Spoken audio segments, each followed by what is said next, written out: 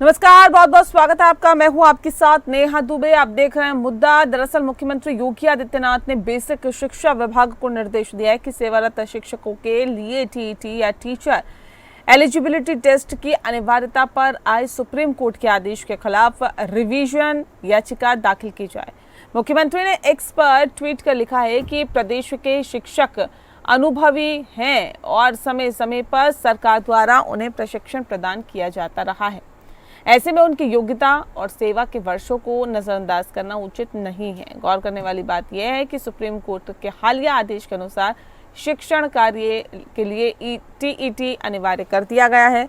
साथ ही साथ आपको बता दें कि इस कारण पहले से नौकरी कर रहे हजारों शिक्षकों पर संकट खड़ा हो सकता है। सरकार का तर्क है कि लंबे समय से पढ़ा रहे शिक्षकों ने अपने काम और ट्रेनिंग से खुद को साबित किया है। ऐसे में नए उम्मीदवारों के लिए टीईटी को जरूरी रखना ठीक है, लेकिन पुराने शिक्षकों पर इसका दबाव डालना ठीक नहीं होगा। सवाल यह है कि अगर टीईटी अनिवार्य किया गया है तो इस पर ऐतराज क्यों शिक्षकों को टीईटी देने से बचाया जा रहा है? कैसे ये मान लिया जाए कि प्रदेश के सभी शिक्षक अनुभवी हैं, उन्हें टीईटी की जरूरत नहीं है? आज बुनियादी शिक्षा का स्तर क्या है? इन तमाम सवालों पर जवाब तलाशने की कोशिश करेंगे।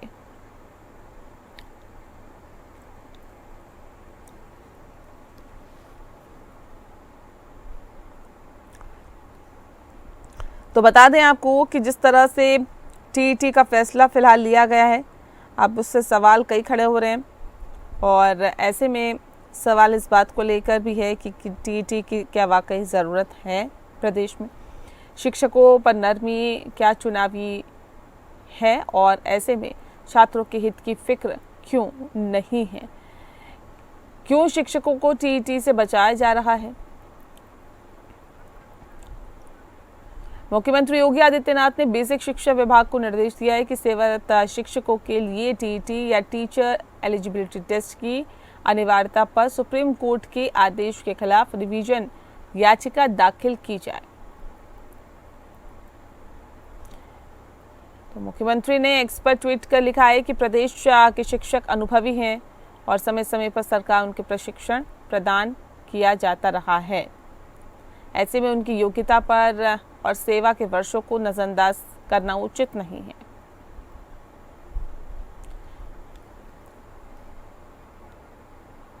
और इस विषय पर तफसील से चर्चा करेंगे। खास मेहमान हमारे साथ मौजूद हैं, उनसे आपका परिचय करा देते हैं। इस वक्त हमारे साथ अशोक यादव जी हैं, प्रवक्ता हैं समाजवादी पार्टी के। अशोक जी, बहुत बहुत स्वागत है आपका।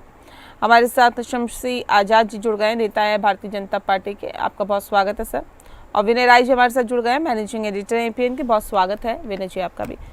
सर, सबसे पहला सवाल मेरा विनय जी आपसे ये, किस तरह से इसे देखते हैं सर? टीईटी से आखिर परहेज क्यों? सर अनम्यूट करिए प्लीज। इसमें बेसिकली दो नजरिए से इस पूरे मामले को देखा जा सकता है। एक तो जब कोई शिक्षक अपॉइंट हो जाता है या किसी विभाग में, मान लीजिए अगर कोई आईपीएस अगर क्वालिफाई कर गया तो उसके कैरेक्टर रोल को देखते हुए उसकी जो काम के जो परफॉर्मेंस है उसके हिसाब से उसको प्रमोशन होते होते वो डीजीपी तक जाता है। ठीक उसी तरीके से अगर कोई शिक्षक नियुक्त हो गया तो उसके बाद अगर वो क्लास में पढ़ा रहा है, उसके जो उच्च अधिकारी हैं उसके बारे में रिमार्क उनका अच्छा है तो उस आधार पर उनको कंटिन्यू करना चाहिए। पहले आप याद करिए, पहले विशिष्ट बीटीसी पर नियुक्तियां होती थी, डीएड पर होती थी।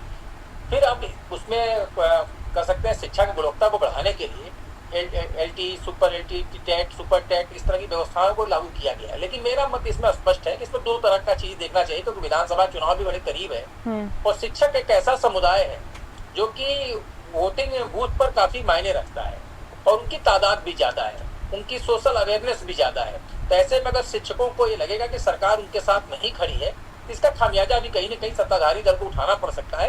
इसलिए सरकार ने इसमें बड़े बस्ते में दो तरीके अपनाए हैं कि अगर वो पहले से पढ़ा रहा है, वो ट्रेनिंग ले रहा है तो उसको कंटिन्यू किया जाए। जो नई नियुक्तियां हो रही हैं तो उसमें सारे नियम कानून को देखा जाए। तो मुझे लगता है कि सरकार इसके पीछे मूल मकसद जो रहा है, इसमें दो चीजें स्पष्ट है। एक तो जो पहले लंबे अरसे से पढ़ा रहा है उसको बीच में व्यवधान न डाला जाए, और दूसरा अगर सुप्रीम कोर्ट के आदेश का अनुपालन करते हैं तो कहीं ना कहीं शिक्षक नाराज होंगे और सरकार अगर सुप्रीम कोर्ट के साथ खड़ी होती है तो नाराजगी का सामना कोर्ट तो झेलेगी नहीं, कोर्ट तो चुनाव मैदान में जाना नहीं है, जाना सरकार को है, तो उसको लगेगा सरकार ने उसका पक्ष रखने की कोशिश नहीं की। तो ये फैसला मुझे लगता है दोनों नजरिए से देखा जाना चाहिए। बिल्कुल, ये फैसला दोनों नजरिए से देखा जाना चाहिए। अशोक यादव जी, समाजवादी पार्टी का इस पर क्या स्टैंड है? देखिए, बड़ी सीधी सी बात है। देखिए, मैं इसमें कुछ शायरी करता हूँ, लेकिन मैं बोल रहा हूँ कि हमारे मित्र बोल रहे हैं जो आप बोल रहे हैं सर, आप बताइए। मैं बोल रहा हूँ। हाँ, देखिए, मैं तो खुद शायरी करता हूँ। हमारे एक मित्र अर्जुन सिंह चांद झांसी के, उनका एक शेर है कि लश्कर भी तुम्हारा है, दरबार तुम्हारा है, चाहे जो लिखवा लो अखबार तुम्हारा है। आशय इतना है कि पूरे देश के, चाहे वो ईडी सीबीआई हो, कोर्ट, सबको मुट्ठी में कर रखा है इन लोगों ने। जब ये सामने बात आई कि जो टेट जरूरी है टीचर्स के लिए, तो हंगामा यादव जी, मैं एक थोड़ा सा कहना चाहूंगा इस अपने बयान से, अगर कोर्ट को अगर किनारे रखेंगे तो बेहतर होगा, क्योंकि न्यायालय का एक सम्मान है।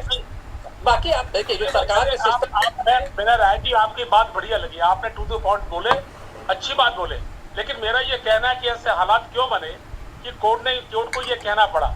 आखिर कोर्ट ने क्यों कहा, और कोर्ट कितनी मानते हैं? तो कोर्ट ने स्पष्ट कहा था कि ये अखबार के पहले पन्ने पर आया था क्योंकि सरकार धांधली और दबंगे की प्रतीक बन गई है।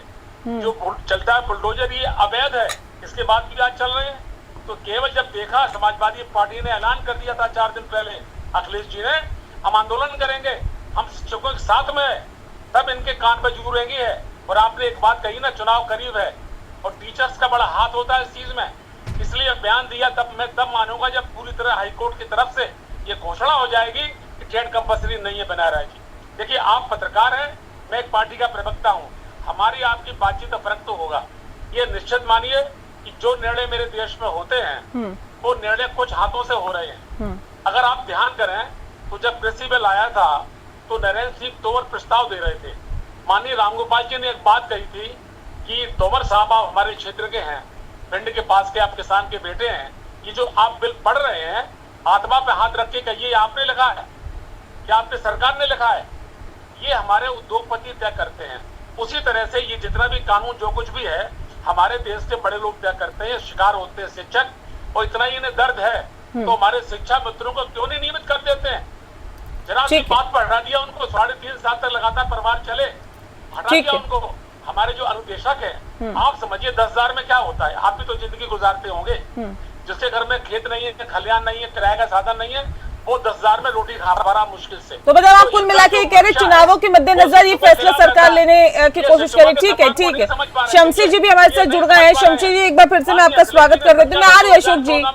शिक्षा मित्रों को जब आपने 70,000 देना शुरू किया था, आपने नियमित कर दिया था, ठीक है, सारे देश में इसकी चर्चा हुई थी, हटा दिया बाद में आपने उन्हें। ठीक है, शमसी जी भी हमारे साथ जुड़े हुए हैं। शमसी जी, ये टीटी की खिलाफत क्यों, और सवाल इस बात को लेकर भी है, ये रिवीजन याचिका दाखिल करने की जरूरत क्यों आन पड़ी? क्यों आप लोगों को लग रहा है कि नहीं इसके लिए रिवीजन याचिका दाखिल की जानी चाहिए? देखिए, कोई भी काम जब होता है कोर्ट के माध्यम से तो हम उसका खैर सम्मान करते हैं कोर्ट का। लेकिन अगर हमारे कार्यकर्ता या हमारी पार्टी के लोग या हमारे प्रदेश की जनता अगर चाहती है कि कानून में थोड़ा सा फेरबदल किया जाए, अगर वो चाहती है कि कानून में बदलाव किया जाए, अगर वो चाहती है कि थोड़ा सा उसमें पारदर्शिता की जाए, तो हम रिवीजन दाखिल कर सकते हैं। और हमारे मुख्यमंत्री ने कहा है भाई कि उत्तर प्रदेश की तरफ से रिवीजन दाखिल किया जाएगा, क्योंकि भाई टीटी जो है वो शिक्षकों के लिए अनिवार्य। इसके पहले जब नियुक्ति की गई थी तो आपने देखा था कि बिना किसी पारदर्शिता के बाकायदा ठेके पर नियुक्तियां की थी कि परिवार के 6 लोगों को जो नौकरी दे दी जाती थी, बाकी परिवारों को वंचित किया जाता था। जो उनके समाज का होता था वो नौकरी पाता था, बाकी सारे लोग वंचित हो जाते थे। इस वजह से कम ये हुआ कि जब से भारतीय जनता पार्टी की सरकार आई है केंद्र में, तो उन्होंने शिक्षकों के लिए, क्योंकि शिक्षक जो होते हैं वो देश का भविष्य तय करते हैं, वो देश के भविष्य को सुधारने का काम करते हैं, उनको बनाने का, उनका निखारने का काम करते हैं। तो आज जो बच्चे उनके द्वारा पढ़ाए जा रहे हैं, कम से कम ये कि वो मजबूत बने, कम से कम वो देश की मुख्य धारा से जुटने के लिए तैयार हों। पिछले सरकारों में यही होता था कि उनके हाथों में पत्थर दे दिए जाते थे, छात्रों के हाथों में आगजनी करवाई जाती थी, लूट खसोट किया जाता था, प्रदेश में अराजकता का माहौल रहता था, कर्फ्यू लगा रहता था, 6 महीना साल भर कर्फ्यू लगा रहता था, जिसकी वजह से आज कहीं ना कहीं अल्पसंख्यक समाज, जो दलित समाज, ओबीसी समाज है, जो निचले तबके के लोग हैं, जो रोजी रोटी अपनी कमाया करते थे दुकान के कारोबार के जरिए, वो पूरी तरीके से बर्बाद हो गए। अब कम से कम ये देखिए अभी भी यही बात कही जा रही है कि शिक्षकों की नाराजगी नहीं झेलना चाहती है सरकार, इसलिए रिवीजन याचिका दाखिल करने की बात की जा रही है। कोई नाराजगी वाली बात नहीं, हमने तो ऐसे ही कानून बनाए हैं कि हमने पूरे प्रदेश की नाराजगी से झेली। हम वोट के लिए राजनीति करते कि हम किसी एक समाज को दुरुस्त वोट हासिल कर ले। हमने जो हमको जो 20 साल के बाद का भविष्य, 20 साल के बाद का हमको भारत तैयार करना है। कम से कम ये कि 2045 में जब भारत विकसित होगा तब लोग कहेंगे कि हाँ भाई, जो भारतीय जनता पार्टी ने जो कानून बनाया था, भारतीय जनता पार्टी ने जो नियम लागू किए थे, आज उसकी वजह से भारत कहीं ना कहीं मजबूत हो रहा है। तो हम जो है 20 साल के बाद की राजनीति कर रहे हैं कि हमको 20 साल के बाद का भारत कैसा चाहिए। हम अभी सिर्फ ये कि हमारी खोई हुई सत्ता हम उसको वापस कर लें, हम जो है लूट खसोट का माल अपना जो है बांटने के लिए अपने परिवार के लोगों को आगे बढ़ा दें। तो ये भारतीय जनता पार्टी की सोच है, चाहे नरेंद्र मोदी हो केंद्र में और चाहे उत्तर प्रदेश में योगी जी हो।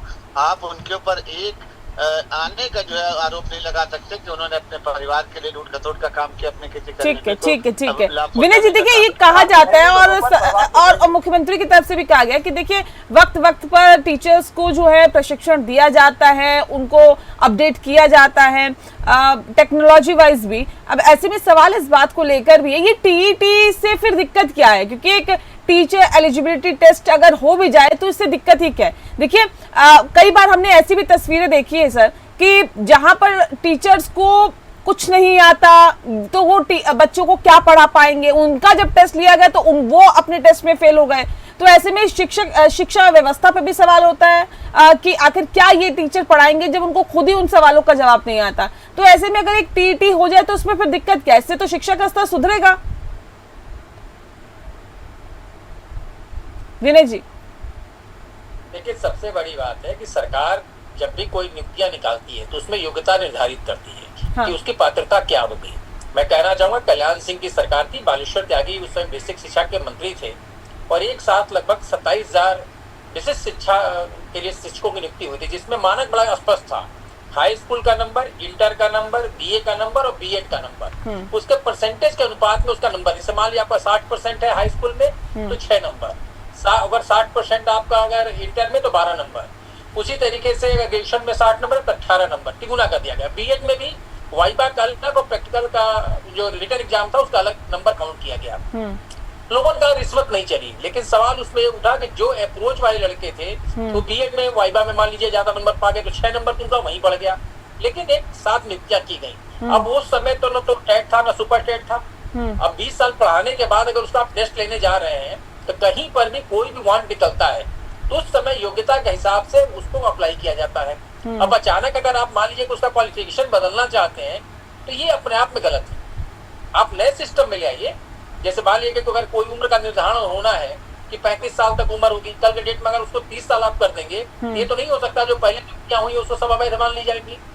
नए सिरे से जो प्रक्रिया आ रही है उस पर सारे नियम लागू किए जाए, वो सारे अभ्यर्थियों को पता रहे कि क्या हो रहा है। मैं तो कहना चाहता हूँ, मैं कल भी कह रहा था इस बात को कि केवल ये सारी एक्सरसाइज प्राइमरी स्कूल में ही क्यों, आप इतने मुद्दे की तरह डिग्री कॉलेज खुले हैं पूरे प्रदेश में, उसमें जितने शिक्षक हैं मान्यता लेते समय आप बायोडाटा अप्लाई करते हैं कि भाई जो मेरा शिक्षक राजनीति विज्ञान का हो या दर्शन का हो या साइकोलॉजी का हो वो पीएचडी किया हुआ है, डॉक्टरेट है, लेकिन पढ़ा कौन रहा है? अगर हकीकत में टास्क फोर्स बना के जांच कर ली जाए तो डिग्री कॉलेज में पढ़ाने वाले ज्यादातर शिक्षक कोई एमए पास है, कोई बीए पास है, बीए पास किया है और बीए पार्ट 1 को पढ़ा रहा है। क्योंकि जो प्राइवेट कॉलेज है उनके पास उतने योग्य लोग नहीं है या उतने कम में नहीं पढ़ा सकते हैं। तो जांच तो नीचे से ऊपर तक होनी चाहिए। फिर शिक्षा की गुणवत्ता अगर सुधरती है तो देश का विकास होगा, इसमें कोई गलत बात नहीं है। लेकिन निर्धारण करते समय जो नीतियां लागू होती हैं, जो योग्यताएं लागू होती है, उसी पर आगे बढ़ना होता है। कोर्ट ने फैसला दिया है, क्योंकि बीच में बेसिक शिक्षा विभाग की तरफ से ये सुझाव आया था कि इसमें शिक्षकों की योग्यता बढ़ाई जानी चाहिए कि जगह जगह पे जब सर्वे होता था तो किसी को क ख ग नहीं आता, किसी को एबीसीडी नहीं आती थी। तो इतनी भी अगर शिक्षा का स्तर नीचे रहेगा तो बच्चे क्या पढ़ेंगे? लेकिन आज की तारीख में सबसे स्पष्ट है कि नीचे से लेकर ऊपर तक, चाहे वो मान्यता का सवाल हो कि सब्जेक्टों की मान्यता है कि नहीं, चाहे वो शिक्षकों का सवाल हो कि जिस भी कॉलेज में शिक्षक पढ़ा रहा है उसकी योग्यता क्या है, जिसका नाम कागज में चल रहा है क्या वही शिक्षक पढ़ा रहा है, ये भी बड़ा सवाल है। तमाम ऐसे विद्यालय हैं जिनका नाम तो चल रहा है शिक्षा विभाग में लेकिन वो पढ़ाते नहीं, उनके बदले में अध्यापक को दूसरा आदमी पढ़ाता है। तो नीचे से अगर ऊपर तक ठीक से इसकी सफाई की जाए तो शिक्षा का स्तर बढ़ेगा, लेकिन बीच में योग्यता का निर्धारण करके बदलाव किया जाएगा तो इसमें परेशानी होगी उन पढ़ाने वाले शिक्षकों को भी और जो बाकी शिक्षक काम कर रहे हैं उनको भी। बिल्कुल। अशोक जी, सवाल इस बात को लेकर, देखिए शिक्षा के स्तर को सुधारने की तो कोशिशें लगातार की जा रही है, लेकिन सरकार कह रही है कि टीचर्स का प्रशिक्षण वक्त वक्त पर होता रहता है, उन्हें अपडेट किया जाता है, अपग्रेड किया जाता है। अब ऐसे में सवाल इस बात को लेकर, एक विपक्ष होने के नाते क्या लग रहा है आपको, कैसे शिक्षा के स्तर को और सुधारा जा सकता है? आपने एक विषय बदला, योगी जी ने आके मोदी जी को 75 में जन्मदिन बधाई दी। मैं तो इतना ही कहूंगा कि छल फरेब और झूठ के आगे सच भी हार गया, इसीलिए कौवा हंसों से बाजी मार गया। पिछले 10-12 सालों से लगातार ये चल रहा था कि 75 साल आयु रहेगी किसी भी नेता की। यशवंत सिन्हा हटा दिए गए, अडवाणी जी हटा दिए गए, अटल बिहारी उस्राम हटा दिए गए, जोशी जी हटा दिए गए, आप समझो धनखड़ जी बाहर चले गए। मुद्दे पे आ जाइए ना सर। 75 साल के हुए हैं। नहीं, मेरी बात सुनिए, मैं इनका जवाब दे रहा हूँ। बीच में आपने योगी जी को दिखाया था, तो मैं इतना ही कहना चाहता हूँ, ये जितने नियम हैं ये इन पे लागू नहीं होते हैं, ये दुनिया पे लागू होंगे, लेकिन मोदी जी पे लागू। शिक्षा के स्तर को कैसे सुधारा जाए, बताइए। विपक्ष होने के नाते क्या सुझाव है आपके पास? मूल विषय पे आता हूँ, ये मूल विषय पे देखिए, अभी आपने एक बात कही, हमारे विनय राय जी वाकई अच्छी बात कह रहे हैं। आखिर टीचरों पे जुल्म क्यों? एक IAS, PCS, थानेदार, दरोगा, CO तमाम डिपार्टमेंट हैं, 40 साल बाद उनकी परीक्षा क्यों नहीं होती है? एक दरोगा 5 किलोमीटर दौड़ के आता है, तब दरोगा बनता है, पास करता है। एक दरोगा 40-42 साल का, उससे आप दौड़ाइए 5 किलोमीटर, मान लूंगा मैं। टीचरों के पीछे आप क्यों पड़े हुए हैं? जो टीचर देश का भविष्य बनाते हैं, आप उन्हीं के पीछे पड़े हैं। अनुदेशक परेशान, शिक्षा मित्र परेशान। अब नई बात शुरू हो गई है। फिर मैं आपसे एक बात कहना चाहता हूं, सरकार के साथ है ना, रिवीजन याचिका दाखिल करने की बात की जा रही है सरकार की तरफ। इतना सुन लीजिए, देखिए, जिसकी सरकार होती है उसका महाधिवक्ता होता है। सरकारी जो महाधिवक्ता होता है वो हाई कोर्ट में जाके बात मजबूती से रखता है कि जरा सी बात है, अगर योगी जी चाह लें तो महाधिवक्ता के जरिए से इन शिक्षकों पर ये जो लगाम लगाई जा रही है उसको हटा सकते हैं। लेकिन मंशा नहीं है, मंशा अच्छी नहीं है। शिक्षकों को हालत ये कर दी गई है। अच्छा, मैं आपसे खुद पूछना चाहता हूँ, शिक्षक कहाँ नौकरी कर रहा है, कहाँ जाता है? डिग्री कॉलेज की स्थिति अभी आपने बताई, 2 लाख तनख्वाह है, 2 घंटा पढ़ाते हैं, उन पर कोई पाबंदी नहीं है। और जो टीचर 70-80 हजार मिल रहे हैं, जा रहा पढ़ा रहा, दूध ट्रांसफर पोस्टिंग उसकी जुल्म हो जाती है। तो सर ये आज से स्थिति है क्या? ऐसी ये स्थिति आज से है क्या? शिक्षक क्यों मिले, पुलिस वाले क्यों नहीं मिले, अधिकारी क्यों नहीं मिले और डिपार्टमेंट क्यों नहीं मिले? अभी आप मुझसे कह रहे हैं मैं हाई स्कूल का फर्स्ट। नहीं, मुझे शिक्षा की बात बताइए अशोक जी। अशोक जी सुनिए ना, हाई स्कूल पास करिए, मैं नहीं कर पाऊंगा, इस उम्र में आ गया। इसी तरह टेट लगाना ये अमानवीय सरकार का चाहे और ठान ले तो ये टेट वाली समस्या सॉल्व हो। नहीं, ये स्थिति आज की है कि इससे पहले ये स्थिति नहीं थी, तो पहले से ही चली हुई आ रही है ना सर। पहले भी कोशिश की जा सकती थी ना शिक्षा के स्तर को सुधारने की। हमारे भाजपा के प्रवक्ता हर बात में बिना राज्य नहीं कहा, हमारे सरकार के जो 5 साल देख ले सरकार के, उस पर उतर आते हैं। अरे भाई, उस सरकार की तुलना मत करिए शमसी साहब, वो 5 साल की सरकार तो 15 साल नहीं कर पाएंगे। अच्छा, फिर एक काम ये करते हैं, 45 में आ जाते हैं। अरे 25 में देश की मट्टी चढ़ गई, ये धर्म के नाम पर लड़ा के आपने बर्बाद कर दिया देश को। अब 45 की बात करते हैं। ठीक है, अगर 45 लोग रहे, ठीक है, मैं लौटती हूँ अशोक जी, मैं लौटती हूँ। शमसी जी, देखिए, उस सरकार पर ठीकरा फोड़ देना ये तो कतई जायज नहीं है। अगर जनता ने आपको मौका दिया है तो सवाल आपसे ही होंगे। और सवाल ये कि चलिए, पहले तो जैसी भी स्थिति थी, लेकिन अब जब स्थिति सुधारने की आपकी बारी है, आपका नंबर है, आपको जनता ने मौका दिया है, तो कहां तक उस सुधार पाए आप शिक्षा के स्तर को? हम शिक्षा के स्तर को ही तो सुधारने का काम कर रहे हैं। जो पहले नकल ठीके पे हुआ करती थी, जब 2-2 हजार बच्चे एक स्कूल से नकल में पकड़े जाते थे, जेल भेजे जाते थे, तो आज तो कम से कम ये है ना कि नकल करने की हिम्मत नहीं हो रहा। आज बच्चे पढ़ के जा रहे हैं और आज जो है शिक्षा का स्तर इतना ऊपर उठ गया है कि अगर हम पुराने पैटर्न पे पढ़ाते रहेंगे तो हमें नहीं लगता कि हम AI जैसे फीचर्स जो है बच्चों को समझा पाएंगे, हम चाइना, जापान, अमेरिका का मुकाबला कर पाएंगे।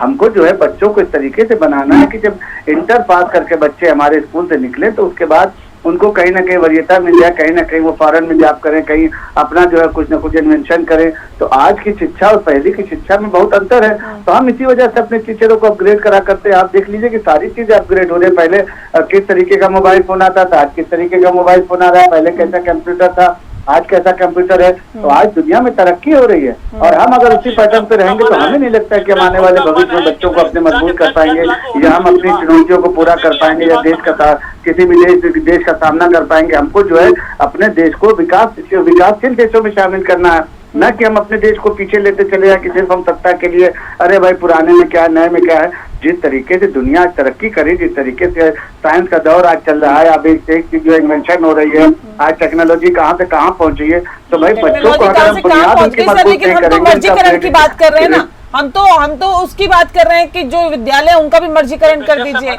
हम तो उसकी बात कर रहे हैं। फिर हम शिक्षा के स्तर को कहाँ सुधार पा रहे हैं, सवाल तो वही है। हम तो यही तो सुधारने का काम कर रहे हैं भाई। जो शिक्षक जहाँ पर बच्चे कम थे तो उसको क्या कहा गया था कि भाई जहाँ पर बच्चों की संख्या कम आज भी विनय जी ऐसी कई तस्वीरें सामने आती है जो शिक्षा व्यवस्था की पोल खोलती है। कहीं पे भवन है तो जर्जर हालत में है, कहीं पे सुविधाएं नहीं है, कई बच्चों के बैठने के लिए टाटपट्टी जो है वो भी फटी पुरानी है। तो मतलब वो तस्वीरें निकल के सामने आती है जो शिक्षा व्यवस्था की पोल खोलती है कि आज हम कहते हैं कि एआई का जमाना है और वहां टाटपट्टी भी नहीं है ढंग से। विनय जी देखिए इसमें दो चीजें हैं, अब इसमें दो चीजें हैं। मेरा कहना है कि टाट पट्टी नहीं एआई का जमाना है, तो क्राइम का भी मूड बदल गया है। तो सारे पुलिस विभाग के अधिकारियों को रिटायर कर दिया जाए, नए भर्ती की जाए, क्योंकि अब तो साइबर क्राइम आगे आ गया है, तो टेक्नोलॉजी से क्राइम किया जा रहा है। तो मसला ये नहीं है कि अगर टेक्नोलॉजी बदल गई है तो पुराने को हम रिटायर कर देंगे। उसमें सबसे बड़ी बात है जो टेक्नोलॉजी अगर बदली है तो नए लोग जो आएंगे उसको उस तरीके से प्रोवाइड किया जाएगा, उस टेक्नोलॉजी से उनको पढ़ा लिखा समृद्ध करके लाया जाएगा जिससे आगे की चुनौतियों का सामना कर सकें। अगर राजीव गांधी के समय में कंप्यूटर आया, इसका मतलब ये थोड़ी था जो पुराने कर्मचारी काम करे तो उसको नौकरी से निकाल दिया गया। सवाल ये नहीं है। अच्छी बात भाई आप अगर नौकरी दे रहे हैं, जिस समय वांट निकाल रहे हैं उस समय की जो चुनौती है उसको देखते हुए पात्रता रखिए। जो पात्र अभ्यर्थी हो भरेगा, क्वालिफाइड होगा, रखा जाएगा। जो 20 साल नौकरी कर लिया और आप कहिएगा मैं यही आ गया वो नहीं जानता तो आप निकाल देंगे उसको। ये तरीका नहीं है। राजनीति का भी तरीका बदल गया है। पहले तो आदमी बैलेट पेपर और बैनर से राजनीति किया करता था, अब तो व्हाट्सएप और बाकी चीज से राजनीति कर रहा है। तो क्या वो सारे नेता नगण्य हो गए जो इनके जमाने में हुआ करते थे? पहले पब्लिक मीटिंग बड़ी बड़ी हुआ करती थी, अब तो रोड शो का जमाना आ गया है। सड़क पर निकलिए, एक पार से उस पार हो जाइए। हर जगह बदलाव हुआ है। मेरा मत सिर्फ इतना है कि अगर शिक्षा की बात कर रहे हैं, जो गांव गांव का आप स्कूल भी बंद कर रहे हैं, तो शिक्षा इससे नहीं थी कि वहां पे हमको प्राइवेट सेक्टर तक कमाना है। गांव गांव का बच्चा एजुकेशन ले सके, वो दूसरे गांव तक जाने में उसको दिक्कत न हो, चाहे बच्चियां खास तौर से, इसलिए गांव गांव विद्यालय खोले गए। और आप मोटिवेट करिए। अगर उसी गांव में नर्सरी स्कूल में बच्चे पढ़ रहे हैं और आपके गवर्नमेंट स्कूल में बच्चे नहीं पढ़ रहे तो कमी किसकी है? कमी गवर्नमेंट की है। आप शिक्षक को शिक्षक का काम दीजिए। आप शिक्षक को कभी बीआरसी बुलाएंगे, कभी इलेक्शन ड्यूटी में लगाएंगे। तो कोई भी गार्जियन बच्चे को पढ़ने के लिए भेजता है, मस्ती लेने के लिए नहीं भेजता है। जब उसे लगेगा कि हमारे टीचर पढ़े लिखे हैं, हमारे टीचर पढ़ा रहे हैं, वहाँ बैठने के लिए कुर्सी मेज क्लासरूम अच्छा है, हर गार्जियन भेजना चाहता है। हम लोग खुद प्राइमरी स्कूल से पढ़कर निकले हैं, लेकिन आज की तारीख में आपने विद्यालय को भोजनालय बना दिया। और जहाँ पर शिक्षकों की जो तादाद है 1 से 5 तक का क्लास है, अब 2 टीचर अगर रहेंगे तो किस क्लास को पढ़ाएंगे? आप कंबाइंड क्लास चलाएंगे, एक क्लास का भी बच्चा दूसरी का भी और तीसरी क्लास का भी, कोई गार्जियन नहीं भेजेगा। हर क्लास का अलग अलग शिक्षक होना चाहिए। सब्जेक्ट वाइज शिक्षकों की नियुक्ति करें, अपने आप प्राइमरी स्कूल का शिक्षा का स्तर बढ़ जाएगा। बिल्कुल। चलिए, बहुत शुक्रिया आप सभी मेहमानों का हमारे साथ इस खास चर्चा में शामिल होने के लिए। खास पेशकश में फिलहाल इतना ही। नमस्कार।